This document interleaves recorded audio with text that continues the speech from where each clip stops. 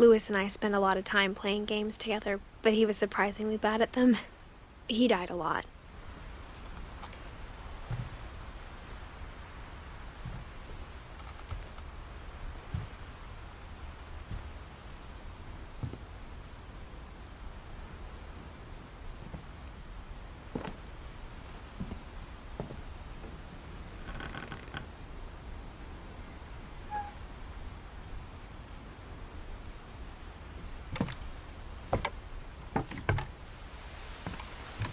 On the way back from Lewis's funeral, my mom told me to start packing. She waited until the day before we left to tell Edie. I'm not sure if she wanted to make it easier or harder.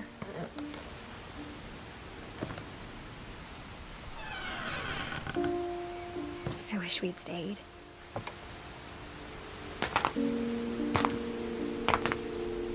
But I understand why we left.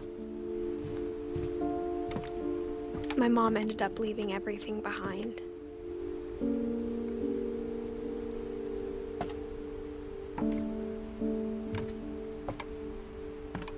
What happened that night had been coming for a long time. Maybe it should have come sooner.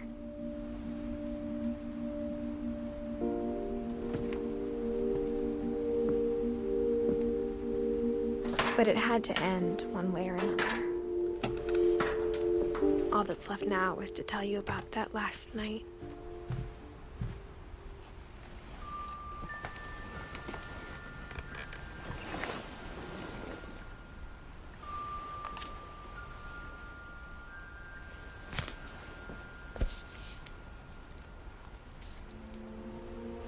That whole last day, Edie just watched us pack and didn't say a word. Until supper, when she raised her glass and said, "To our final night together, and all our final nights apart." Grandma, you know what I said about alcohol. Some of your medications are very Edith, specific. I left a present for you in the hallway. Why don't you go open it? The grown-ups have to argue now. I'm sorry, you're right. We're all leaving tomorrow. Let's just enjoy our last... I'm not leaving. Edith, you're excused.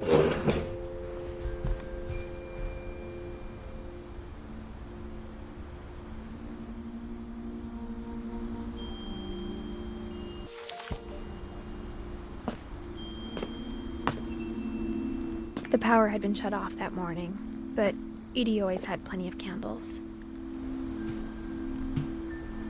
When my mom sealed the library, I don't think she knew about the other entrance. Or that Edie had a key to it.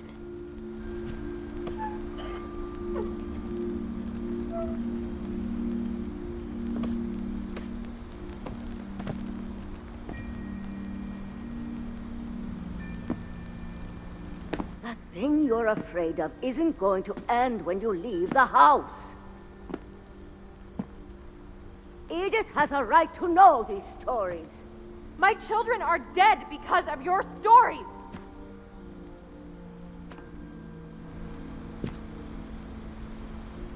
I think it's best if Edith and I leave tonight.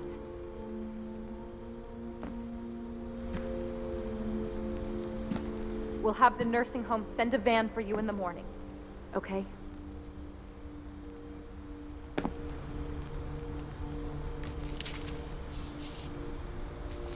Dear Edith, there's so many stories I wish I could tell you, but there's only time for one.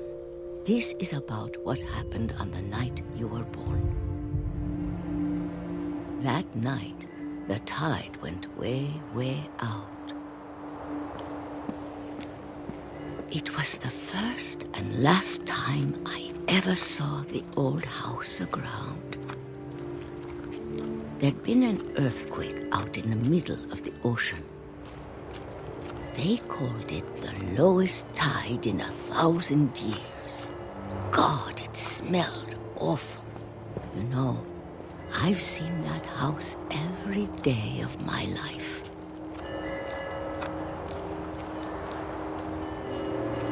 But I never thought I'd go back to it. When the fog rolled in, lost my way.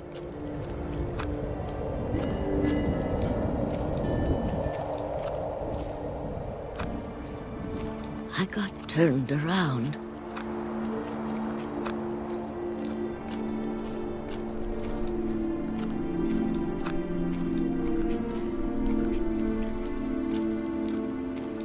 For a while, I wondered. I started seeing things.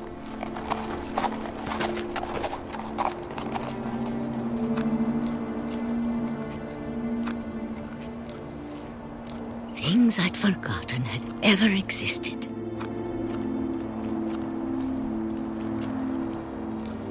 But when I saw them, they felt like old friends. That night, a lot of things came back to me. Or maybe I came back to them.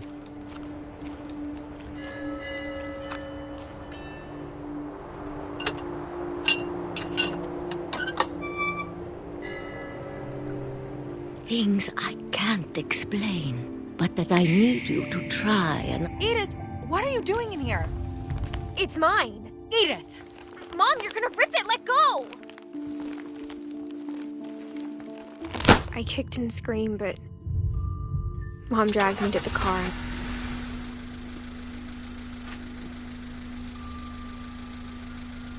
I never saw Great-Grandma Edie again.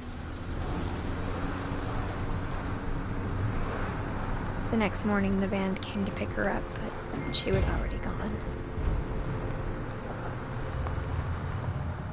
After that, we moved around a lot.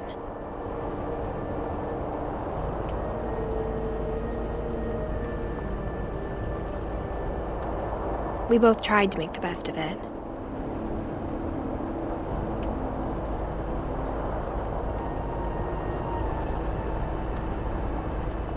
A few years went by.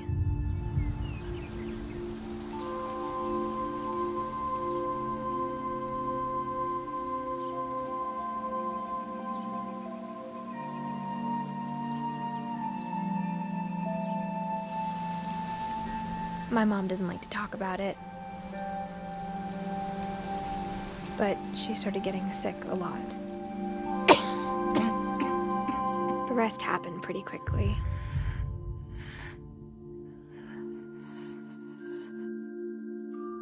She got better for a while,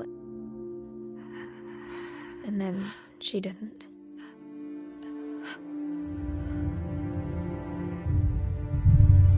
And then I was alone. The last Finch left alive.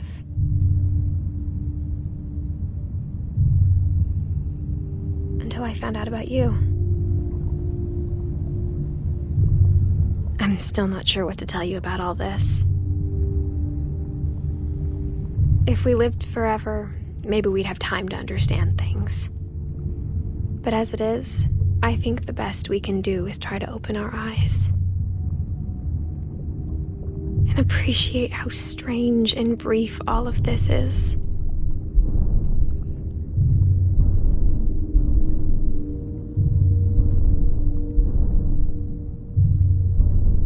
This journal was supposed to be for you.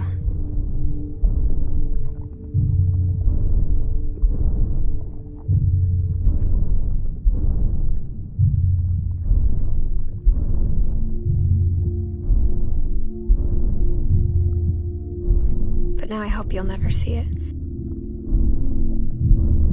I just want to meet you and tell you all these stories myself.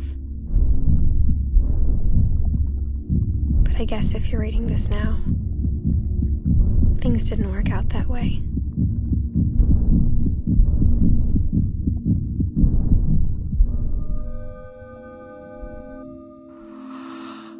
This is where your story begins.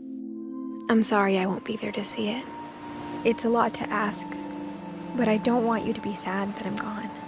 I want you to be amazed that any of us ever had a chance to be here at all. Good luck.